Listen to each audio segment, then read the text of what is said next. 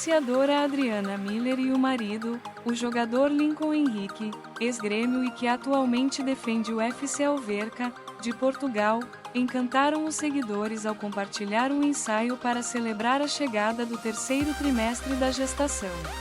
O casal está à espera do nascimento de Lianco, o terceiro filho.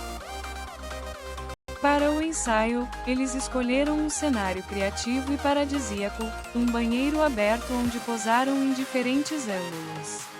Adriana, que está estudando moda, explicou nas redes sociais que não queria nada vulgar. Segundo ela, que foi a responsável pelo figurino, o objetivo era expressar sensualidade com elegância.